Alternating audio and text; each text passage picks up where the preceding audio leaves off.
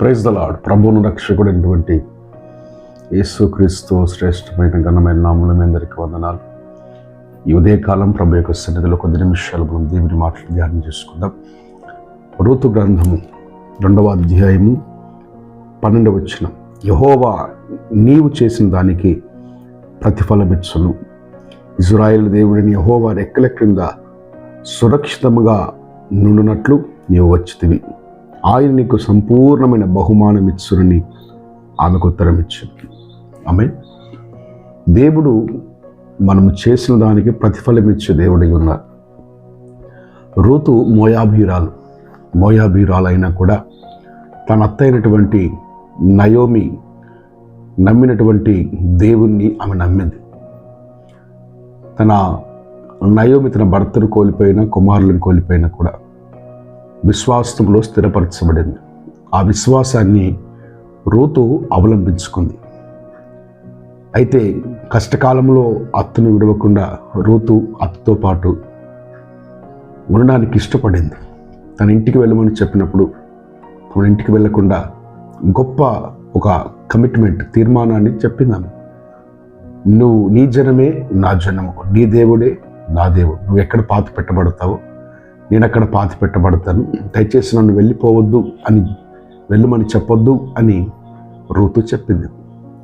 తర్వాత వారు బెత్లెహేముకు వచ్చిన తర్వాత కూడా రూతు అత్తకు పరిచర్య చేసినట్లుగా మనం చూస్తున్నాం. ఇదంతటిని కూడా అక్కడున్న ప్రజలందరూ కూడా చూస్తున్నారు. రూతు, నీవు చేసిన దానికి యెహోవా నీకు ప్రతిఫలం ఇస్తాడు. అవును, నిజమే. మనం కూడా చేస్తున్నటువంటివి మంచివైనా సరే చెడ్డవైనా సరే తప్పకుండా ప్రతిఫలాన్ని మాత్రం మనం అనుభవిస్తాం.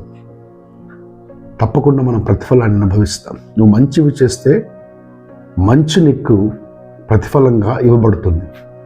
నువ్వు కీడు చేస్తే కీడు నీకు ప్రతిఫలంగా ఇవ్వబడుతుంది. వాక్యంలో ఉంది, వాని క్రియల చొప్పున నేను వానికి ప్రతిఫలం ఇస్తాను. వాని క్రియల చొప్పున నేను వానికి ప్రతిఫలం ఇస్తాను. దైవ జనాంగమా, ఇదిగో సాధ్యమైనంత వరకు మనం మంచిని చేయడానికి ప్రయత్నం చేద్దాం. సాధ్యమైనంత వరకు ప్రజలకు మేలు చేయడానికి మనం ప్రయత్నం చేద్దాం. మనం మేలు చేసే వ్యక్తులుగానే ఉండాలి కానీ కీడు చేసే వ్యక్తులుగా ఎన్నడూ ఉండకూడదు. ఎందుకంటే ఇదిగో కీడు అపవాది చేసేవాడు కాబట్టి దానికి మనకి ఎలాంటి సంబంధం లేదు. కీడు చేసిన వానికి కూడా మేలే చేయాలి అని దేవుని వాక్యం బోధిస్తుంది.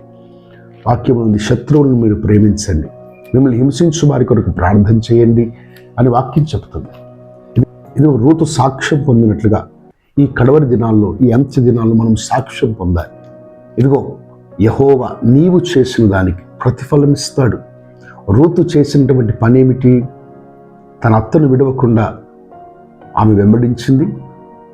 తన దేవుడే నా దేవుడు అని ఆమె ప్రభువుని అంటిపెట్టుకుని ఉండడం వల్ల ఇదిగో విధవరాలైనటువంటి ఆమెను, పొలములో పరిగె ఏరుకునేటువంటి స్థితిలో ఉన్నటువంటి ఆమెను దేవుడు ఉన్నతమైన స్థానానికి తీసుకుని వెళ్ళాడు. ఏ పొలములో అయితే పరిగెరుకుందో అదే పొలానికి యజమానురాలుగా దేవుడు చేసి ఉన్నాడు. నేను అంటాను, నీవు న్యాయంగా బ్రతుకుతే, నీవు నీతిగా బ్రతుకుతే ఆ నీతి నీకు, నీ పిల్లలకు, తరతరములకు ఒక దీవెనకరంగా దేవుడు మారుస్తాడు.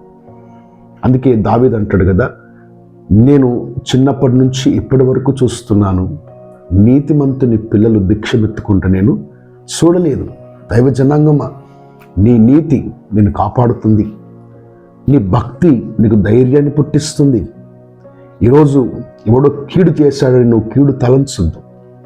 ఎవరో నిన్ను కాని మాట మాట్లాడారని నువ్వు బాధపడి వారితో నువ్వు విభేదించకూడదు. నేను అంటున్నాను, దుష్టుడు అలాగే మాట్లాడతాడు. కానీ నువ్వు క్రీస్తు రక్తంలో కడగబడినవు కదా, నీవు క్రీస్తు యొక్క ప్రేమను చూపించే వ్యక్తిగా ఉన్నప్పుడు తప్పక నా తండ్రి నీకు ప్రతిఫలం ఇస్తాడు. ప్రభువిచ్చేటువంటి ఆ మేలు కొరకే మనం ఎదురు చూద్దాం. ప్రార్థన చేసుకుందామా? పరిశుద్ధమైన తండ్రి, నీకు వందనాలు. వాక్యము మీరు దీవించండి. వినే బిడ్డల హృదయాల్లో మీరు కార్యం జరిగించండి. అవును తండ్రి, మీరు మాకు చేసిన దానికి ప్రతిఫలం ఇచ్చే దేవుడై ఉన్నారు. మేము ఎన్నడూ కీడు చేసే వారంగా కాకుండా మేలు చేసే వ్యక్తులంగా మమ్మల్ని ఉంచండి. ఈ వాక్య సందేశాన్ని వింటున్నటువంటి బిడ్డలు ఎవరైనా కీడును అనుభవిస్తున్నారేమో, చెయ్యని తప్పు కీడును అనుభవిస్తున్నారేమో, మీరు కీడును మేలుగా మార్చుమని వేడుకొనుచున్నాను. మీరు అవమానాన్ని ఘనతగా మార్చుమని వేడుకొనుచున్నాను. అవును తండ్రి, నీ బిడ్డలు నీ పక్షం నిలబడుచు ఉండగా కార్యము జరిగించమని, రూతు జీవితాన్ని మార్చినట్లుగా మీరు మా జీవితాన్ని కూడా మార్చి అయ్యా మీకు మహిమకరంగా మా జీవితాన్ని మలచుమని యేసు శక్తి కలిగిన ప్రభావం కలిగిన నామములో అడిగి వేడుకొనుచున్నాము తండ్రి. ఆమేన్. దేవుడు మిమ్మల్ని మీ కుటుంబాలను నిండారుగా దీవించి ఆశీర్వదించునుగాక. ఆమేన్. Praise the lord.